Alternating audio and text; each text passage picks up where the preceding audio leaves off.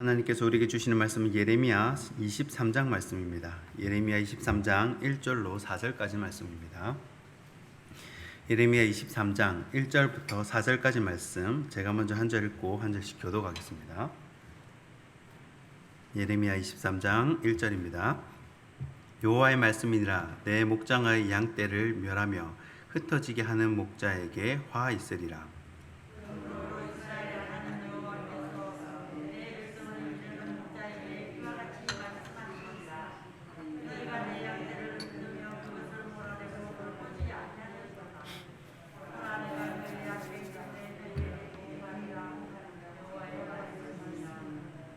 내가 내 양떼의 남은 것을 그 몰려갔던 모든 지방에서 모아 다시 그 우리로 돌아오게 하리니 그들의 생육이 번성할 것이며 내가 그들을 기르는 목자들을 그들 위에 세우리니 그들이 다시는 두려워하거나 놀라거나 잃어버리거나.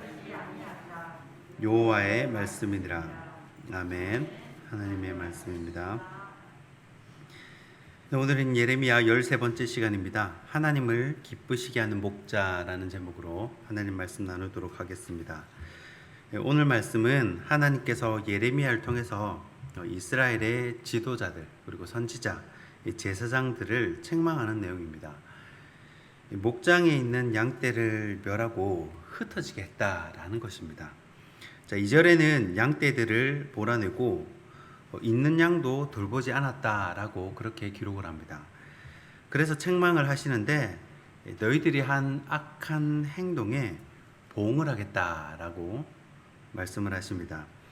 자, 우리는 누구나 칭찬을 받으면서 기분 좋게 사역을 하고 싶어 하지, 이 책망 받으면서 교회와 담임 목사님에게 누를 끼치면서까지 사역하고 싶은 사람은 아무도 없을 것입니다. 예레미야 시대나 지금이나 책망받는 목자는 여전히 존재합니다. 꼭 목회자만이 아니어도 내가 맡은 셀, 구역, 부서의 담당자, 직분자라면 누구나 선생된 자의 이 책임을 피할 수 없을 것입니다. 자, 그러면 우리는 어떻게 하면 하나님이 기뻐하시는 그런 목자가 될 수 있겠습니까? 어떻게 하면 양이 흩어지지 않고 또 양들의 사랑을 받는 목자가 될 수 있을까요? 함께 고민하는 시간을 가지도록 하겠습니다. 하나님을 기쁘시게 하는 목자, 첫 번째는 사랑이 충만한 목자입니다. 양들은 목자가 자신을 좋아하고 또 사랑해 주기를 바랍니다. 반대로 목자도 양들이 목자를 좋아하고 사랑해 주기를 바랍니다. 그런데 비결은 의외로 간단합니다. 내가 먼저 양을 사랑하면 된다는 것입니다. 사람은 누구나 자신을 좋아해 주는 사람, 자신을 지지해 주고 사랑해 주는 사람을 좋아하고 사랑하기 마련입니다. 나를 사랑해 주는 사람, 자신을 좋아해 주는 사람은 생각만 해도 기분이 좋아집니다. 다른 사람이 아무리 그 사람을 흉을 보고 또 나쁜 사람이라고 말을 해도 나한테 잘해주면 그 사람은 나에게 좋은 사람이 되는 것입니다. 이유가 무엇입니까? 그 사람이 자신을 좋아하고 사랑하기 때문입니다. 다윗은 하나님을 너무 좋아하고 너무 사랑했습니다.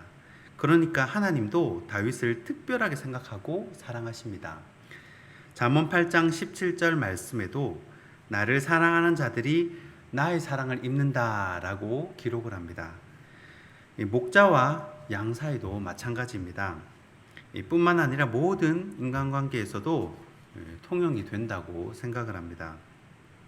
목자는 양을 판단해서는 안 됩니다. 좋은 양인가 나쁜 양인가 판단하면 안 되는 것입니다. 내가 판단을 하면 상대방은 금세 알아차립니다. 절대 속일 수가 없습니다. 자신을 판단한다는 것을 알면 괜히 싫어지게 됩니다. 가까이 하기가 부담스러운 것이죠. 판단받는 것은 누구나 다 싫어합니다. 그래서 지혜로운 목자는 판단하지 않습니다. 그냥 자기가 맡은 일에 충성을 다하는 것입니다. 목자가 맡은 것이 무엇입니까? 바로 양들을 사랑하는 것입니다. 그래서 올바른 목자는 늘 이런 고민을 가집니다. 어떻게 하면 내가 맡은 양들을 즐겁게 해줄까? 어떻게 하면 우리 선생님들을 행복하게 해줄까? 늘 그런 고민이 있습니다. 그런 마음이 있으면 상대방도 그것을 금방 알아차리게 됩니다. 그렇기 때문에 사랑 충만한 목자가 되기 위해서는 먼저 마음으로 양을 사랑해야 합니다. 진심으로 양들을 행복하게 해주려는 그런 열심이 있어야 합니다. 애살이 있어야 합니다.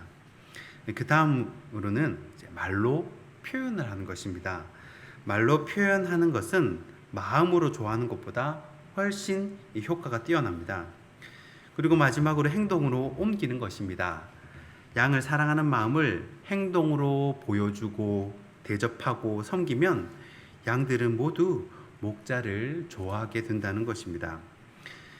하나님을 기쁘시게 하는 목자, 두 번째는 말씀이 충만한 목자입니다. 하나님은 우리를 너무 사랑하시기 때문에 하실 말씀이 많으십니다. 사랑하면 자꾸 말을 걸고 싶고 대화하고 싶기 때문입니다. 그런데 하나님의 말씀, 그 메시지를 양들에게 잘 전달하기 위해서는 목자가 먼저 그 말씀을 들어야 전달을 할 수가 있습니다. 목자가 먼저 들어야 하나님의 풍성한 말씀을, 풍성한 꼴을 양들에게 먹일 수 있기 때문입니다. 양들이 신선한 꼴을 풍성히 먹어야 기분이 좋아지고 온순해집니다. 양도 풀을 못 먹고 배가 고프면 굉장히 날카로워지고 염소처럼 들이받게 됩니다. 반면에 사나운 사자도 충분한 먹이를 먹으면 양처럼 온순해집니다. 바로 옆에 사슴떼가 지나가도 이빨을 드러내지 않습니다. 왜 그렇습니까? 배가 부르기 때문입니다. 그래서 일단은 많이 먹어야 합니다. 예전에 탈북자가 인터뷰한 영상을 본 적이 있습니다. 그 탈북자는 북한을 미워한다든지 정권을 저주한다든지 전혀 그렇지 않았습니다. 오히려 고향을 그리워하고 또 그 고향 사람들을 보고 싶어 했습니다. 그런데 거기를 떠난 이유는 단 하나였습니다. 배가 고파서 떠났다는 것입니다. 그 사람이 하는 말이 이렇습니다. 자기는 많은 것을 바라지 않는다고, 그냥 배부르게 먹여주기만 하면 된다고 그렇게 이야기하는 것을 들었습니다. 그래서 목자가 말씀을 나누고 먹이기 위해서는 목자가 먼저 말씀을 많이 먹어야 합니다. 그래야 젖이 나오기 때문입니다. 하나님께서 나에게 양을 맡겨주셨는데 내가 돌보는 양은 바짝 말라있고 주인이 오면 들이받고 그러면 주인 입장에서는 얼마나 당황스럽겠습니까?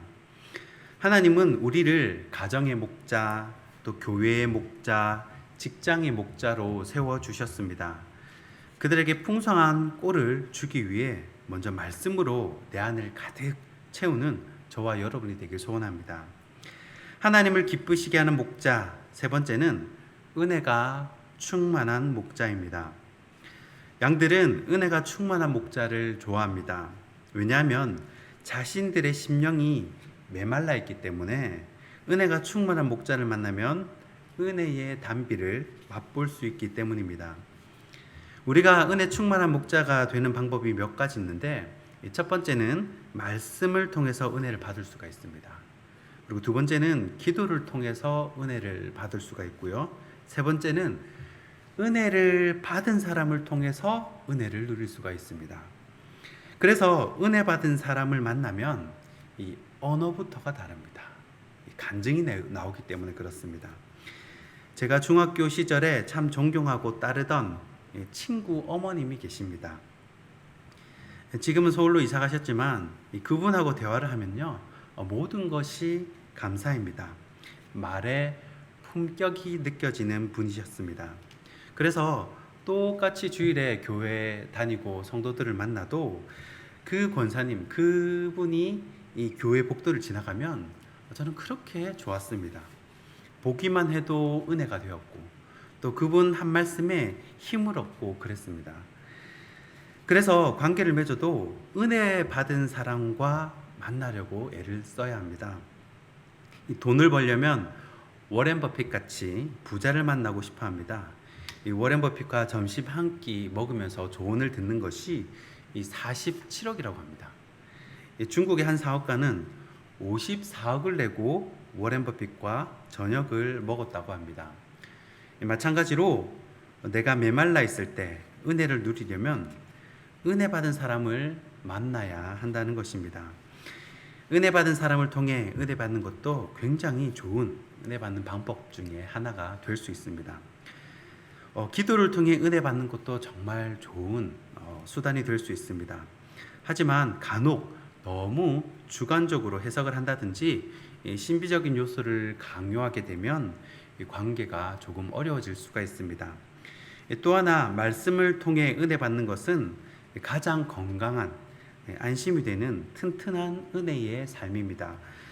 우리가 하나님이 주시는 은혜의 삶을 마음껏 누리는 자체가 하나님에게는 기쁨이 되는 줄 믿습니다. 말씀을 정리하면서 오늘 영적 위기가 오는 몇 가지 사인들을 체크해 보면 좋을 것 같습니다. 오늘 본문의 말씀처럼 남유다 목자들이 하나님께 책망받기 전에 스스로 자가 진단하는 시간이 되었으면 좋겠습니다. 스스로 영적인 위기 진단하는 몇 가지 질문들이 있습니다. 제가 질문들을 말씀해 드릴 때 스스로 체크해 보시면서 이렇게 확인해 보는 것도 좋을 것 같습니다. 영적 위기의 사인. 1번, 젊은 나이에도 갑자기 건강이 쇠약해진다. 2번, 갑자기 교만해진다. 3번, 사랑이 없어진다. 4번, 말씀을 읽거나 생각하지 않는다. 5번, 하나님보다 다른 것에 더 관심을 쏟는다. 6번, 이상하게 고민이 생기고 걱정이 된다. 7번, 믿음 없는 말, 부정적인 말을 자주 한다. 8번, 가정 불화가 생긴다. 이 8가지를 한번 잘 생각해 보시고 스스로 진단해 보는 스스로의 영적인 건강 상태를 돌아보는 시간이 되었으면 좋겠습니다. 신앙생활을 하는 것은 하나님의 뜻대로 산다는 것을 의미합니다. 하나님의 자녀는 어떻게든 하나님을 기쁘시게 하려는 마음을 가지고 하나님의 마음을 시원케 해드리는 삶이 우리의 소원이 되어야 할 줄 믿습니다. 바라기는 저와 여러분 모두가 하나님의 마음을 기쁘게 하시고 또 하나님의 마음을 즐겁게 해드리는 믿음의 목자들이 다 되시기를 주님의 이름으로 축원합니다. 기도하겠습니다. 좋으신 하나님,